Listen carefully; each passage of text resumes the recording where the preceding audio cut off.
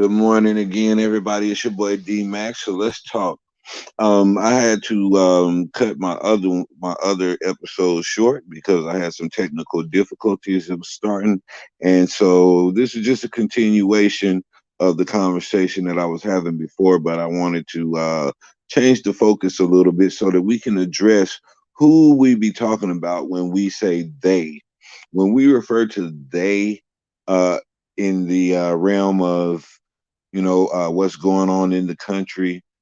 When I speak of they, I'm not talking about these politicians or the president because there's somebody higher than these people that are really running things within countries. And I'm talking about those families that own 85% of the world's wealth. They're the ones who control countries. They fund wars and they make money off of these wars.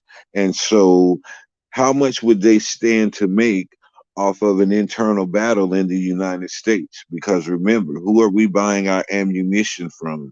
Who are we buying those guns from that we're using to go out and show of force, have a show of force against anybody?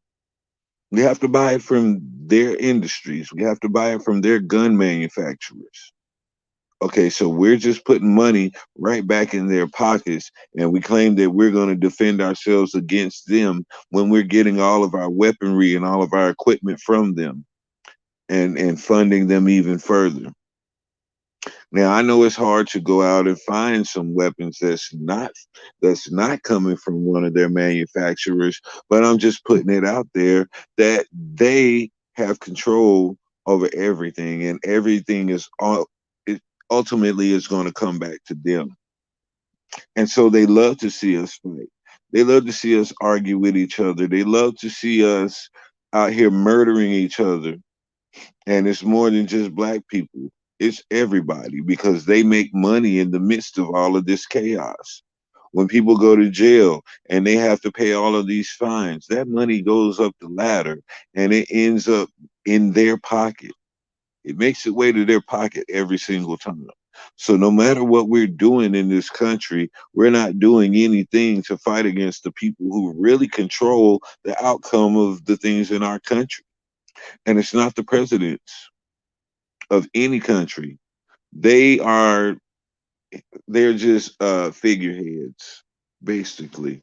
They're just the lead representative, the main representative of a country, but they are not the end all be all when it comes to power and influence in the world. So I hope people understand that. They give way too much power to people who don't have the true power.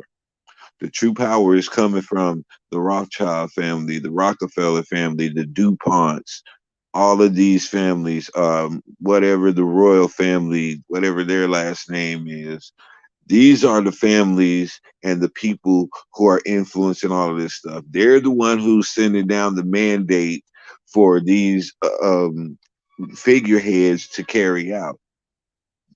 None of this stuff is done independently of the ones who truly run things. This is what I'm trying to get people to grasp and understand. So when we have these conversations about who we need to fight against and who we need to oppose, we have to go higher than just who's in the office of president.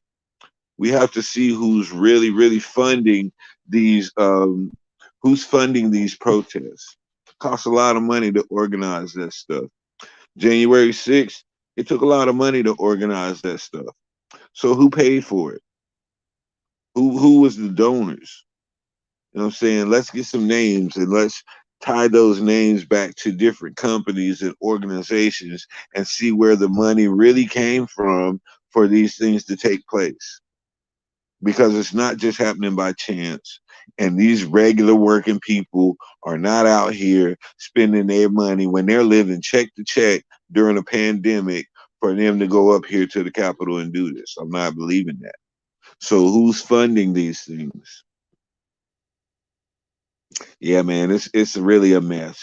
It's really a mess right now because we don't even know who the enemy is that we're fighting. We don't know who the top dog is, and they keep saying that the LGBT community is attacking so and so. No, they're not. No, they're not. It's those wealthier people who are really running things, who are displeased with something, and they're using these groups to attack those people who have influence in these entertainment industries. They'll use a group like BLM to attack something that they don't like. They'll use Antifa to attack something they don't like. They'll use all of these different groups and say that they're disgruntled and they're upset and they're mad, but they're not really mad. But they're being used as a cover for the people who really run things, and they want to control a narrative. But they don't want to put it out there that they're the ones that's doing it. They'll just say, oh, well, this group feels offended, and we need to respect the feelings and the rights of this group. And so we're going to oppose what you have to say. And so the backing for those groups to go out and do what they're doing comes from somebody else. It comes from higher up. And so this is what I'm trying to get people to see is that, whenever I say they, I'm not talking about just people in politics, because the power and the authority goes far beyond them. They're just a small fraction. If you was to break it down in fractions, the government's amount of power on a scale of 100 would be about 30%. It's about 30%. And I'll tell you why. This is one of the reasons why. Because those wealthy people who own who own 85% of the world's wealth, they will take what is called the Federal Reserve Bank and they will bring it to your country. And what this Federal Reserve Bank does is it loans out money to your government for them to be able to keep the economy going and flowing smoothly. But what that also does is give them influence within that country, and that gives them the right to now come in and have something to say about how that country runs things. Because now this country is in debt to this Federal Reserve Bank. No Federal Reserve Bank in any country is ran by anybody from that country. They'll have some people on the board from that country as a representative, but they do not run that Federal Reserve. And so our country is in debt. And when we say that our country is in debt, a lot of people ask, well, who are we in debt to? We're in debt to the Federal Reserve because our country borrows money from the Federal Reserve based off of us, our earning potential. That's why we have a social security number, because that our social security number is an account that our country uses as collateral to borrow from the Federal Reserve, and that's based on our earning potential over our lifespan. So me as an individual, say I had a child to be born tomorrow, that child is immediately going to have a social security number, because that child is going to be an account that they'll be able to borrow off of. And they're going to say, they're going to make a estimate that he lives to be 65 years old. In those 65 years, he's going to probably be able to amass this amount of money over that span, and this is what we want to borrow on. And they do it every single day, all day, every day. And so they borrow money from this institution, and that's why we are forced to deal with credit. That's why we're encouraged to have credit and be in debt, so that we'll always be paying towards the government, and they'll always have a steady stream to pay back to the Federal Reserve for the money that they borrow. And so we have to understand who's really running things in the United States and who's really benefiting from our discord. It's not the government, it's beyond the government. It's those people who fund the wars. And so they stand to make a whole lot of money if we are to have an internal war. If there's a civil war that takes place in the United States, the NRA is going to make millions, hand over fist. Those gun manufacturers are going to make millions hand over fist. The judicial system is going to make millions hand over fist for fines and for free labor that they're going to have for people that they lock up in jail for certain offenses. There's a bigger picture to this that we have to look at, and sometimes we get caught up in thinking too small. We think Joe Biden or we think Donald Trump, these guys are not controlling anything. They never have. We've never had a president that has controlled anything. Maybe George Washington or somebody back then. But as far as ever since the Federal Reserve touched down in the United States, and I believe that was around the 1940s or so, the United States has been owned by a foreign government or a foreign entity. Now I won't say a government, a foreign entity who has placed us under a major debt. And so what happens with our debt is another country can come along and say that they want to buy some of our debt. And now we're indebted to that country for whatever amount they were willing to pay of our debt. This is the way this cycle works. This is the way the control of each a nation works. And so all of these people, Putin, who everybody is revering as having so much power, there's somebody that could crush Putin in 20 minutes. These families could take Putin out anytime they want to, and nobody would be able to do anything about it. They could take out Kim Jong Un anytime they want to. They could take out Xi Jinping anytime they wanted to. They could take out Al Qaeda anytime they wanted to. Let's understand this. But they have money to be made, and their bottom line is the dollar. So everything else that we hold dear and we pride ourselves on as far as constitution and our values in our countries, that has no bearing on these people who own the 85% of the world's wealth. They could care less about your country's values or anything like that. As long as you're able to generate the money that they require, that's all that matters. And so you have us in these debt situations. You have us putting ourselves in so much debt that we'll never be able to get out from under it. And that's going to ensure them a positive cash flow going back to that 85%. Those people who own 85% of the world's wealth and control the world for real. It's going back to them. It's going back to that Federal Reserve. And so I don't understand, man, why people just don't I don't know.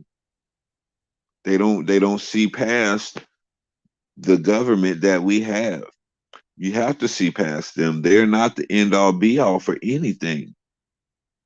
And so me personally, I'm going to stop debating with anybody about what the government can and can't do, because our government can't do anything independent of those people who's in that higher position. They can't make any moves. They can't make any real decisions without the input from those people. That's a sad place for us to be. It's a very sad place for us to be as a people. But, you know, that's just the structure of things. What can you do to combat that? Not really much of anything. There's not really much that you can do to combat those people. But what we can do on a local level, what can we do on a national level? We can show that we are that we're not ready for this. We're not ready for this. I'll say that we don't accept this. There's some people out here who are studying. There's some people out here who are really digging and going down those rabbit holes, and they're finding out the truth, and they get angry, and they, in their passion, they end up arguing all the time because of that anger. They feel like they've been betrayed, they've been lied to, and all of this stuff that's coming out that's showing the deception that has been forced on us, and now we feel stupid. And so we have people out here who who gets on these sites and they argue all day and they really, really don't accomplish anything. And those people are sitting back just laughing at us. And this is why I don't spend a lot of time on other platforms debating things, because this is what they enjoy. They love to see us argue. They love to see us in discord. They love to see us going against each other, because that's just going to continue to keep the heat off of them so that they continue to get a stronger and stronger hold in our country. So I'm not going to feed into that anymore. I go on certain platforms that have a respect for each other. Those are the only platforms that you will ever find me uh, going on. And I don't make it a habit to do it all the time, because I just don't like um, the negative energy, because I've been in that position to where whenever I started finding out the truth, I got angry. And that anger would manifest itself in my speech and in the way that I addressed and handled people. And so I understand the passion and the frustration that a lot of people hold whenever we have these conversations. But in having these conversations, what does it benefit to challenge somebody who's trying to come to a solution just like you are? What does it benefit to criticize and down somebody who wants this world to be a better place as well? It doesn't benefit anybody but those people who own the 85% of the wealth of this world. And so I'm not going to be a part of that. That's just my choice, and that's how I choose to be, and that's just what it's going to be. Because D Mac does not. I don't rock with that type of energy.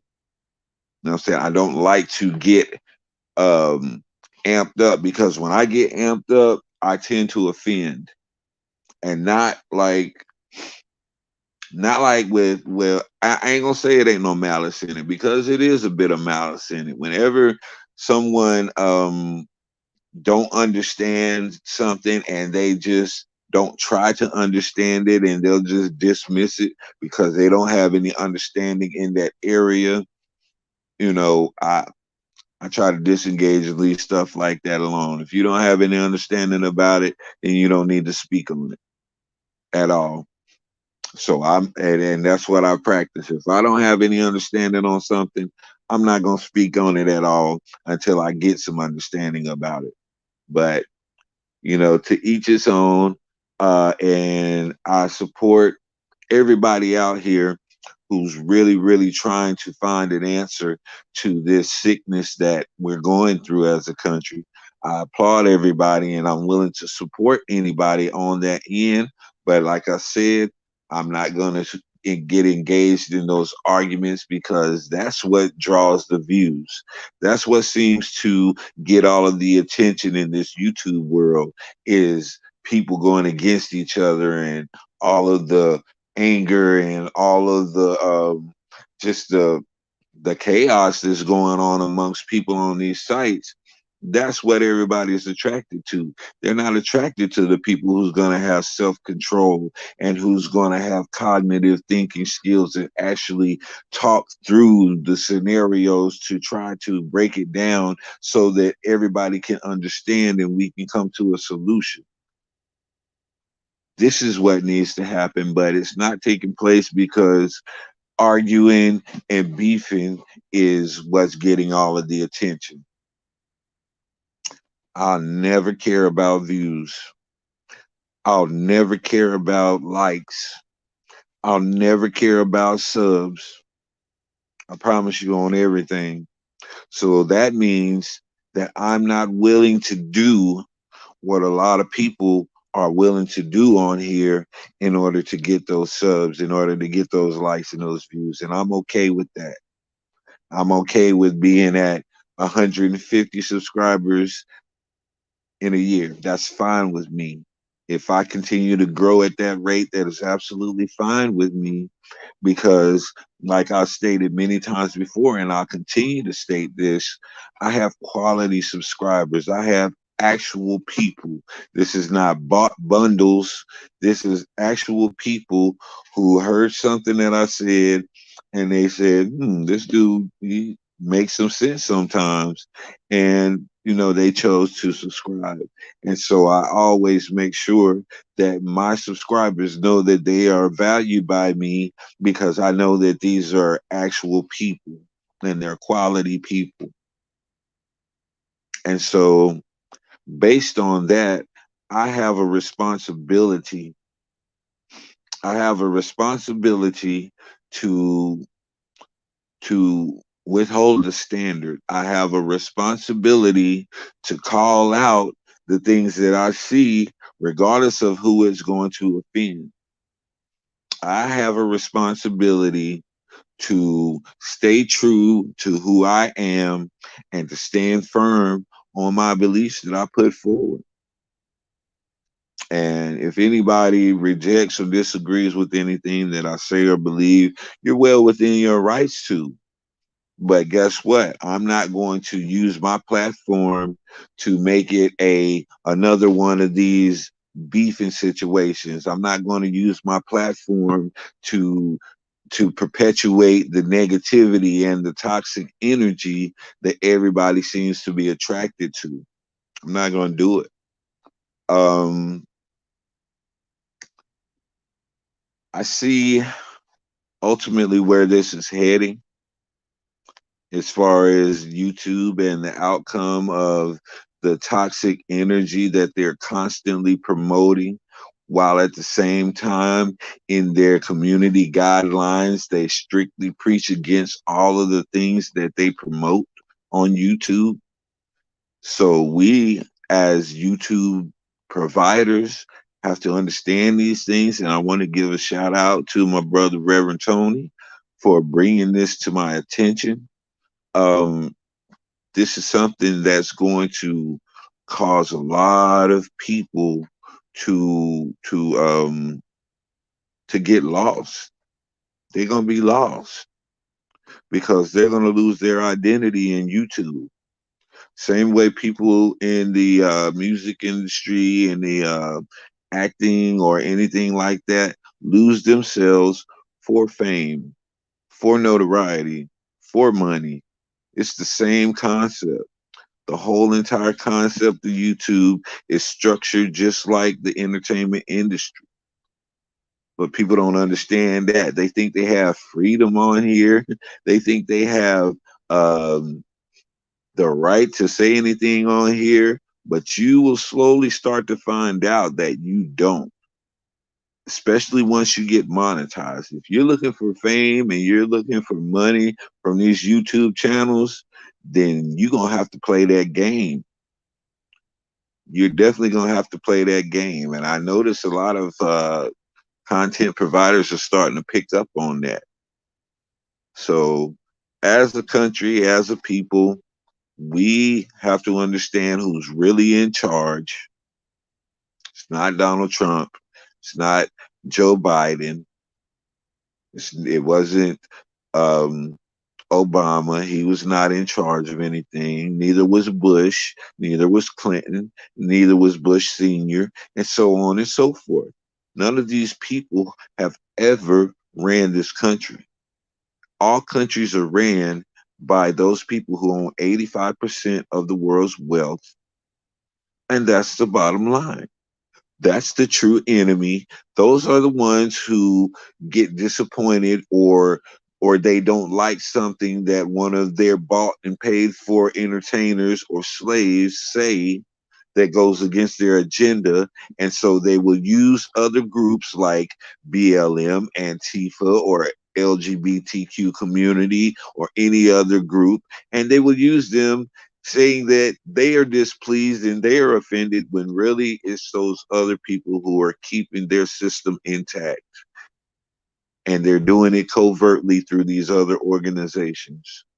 These militias and things out here.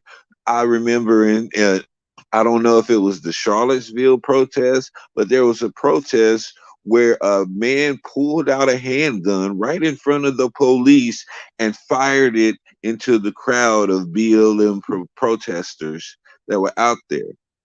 Nobody got hit, but the police were standing not even 50 yards away from this man. They were right in clear vision of him. They were able to see what he did, and there was nothing done to this man. Why? Why?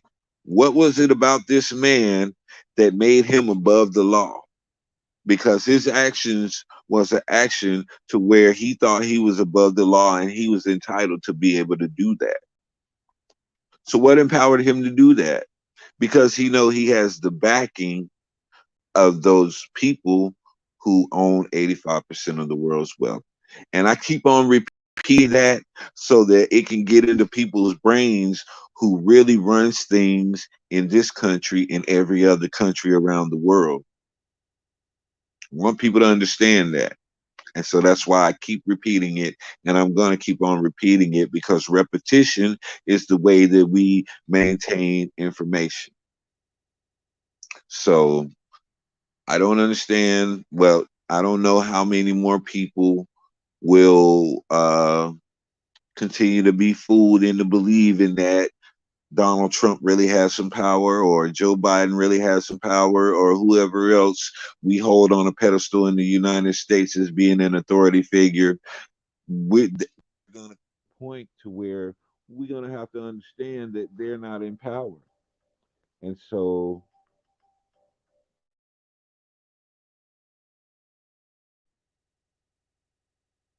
sorry about that. I just had an interruption, somebody trying to call me, but we're going to have an understanding of who is really controlling things in the United States so we really know who we need to address.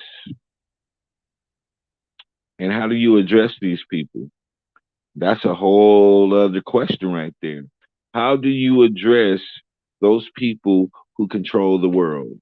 How do you fight against those people who own the industry that you're buying your weaponry and equipment from to fight against? How? I don't know the answer to that. I really don't. I wish I did, but I put the question out there and I invite anybody to give me some solutions to this problem because that's where the fight really is. The fight isn't with BLM. The fight isn't with LGBTQ community. The fight isn't with Antifa. The fight isn't with any of these alphabet groups because they're pushing a mandate from a much higher, a higher authority. So let's work together to find a solution on how we can combat this because we're fighting against the wrong people. They're just doing what they're told. And I guess I'll just leave it on this note, man. And this is your boy D Mac. Y'all know what I say. Sticks and stones can break your bones, but the word can always heal you. I'm out.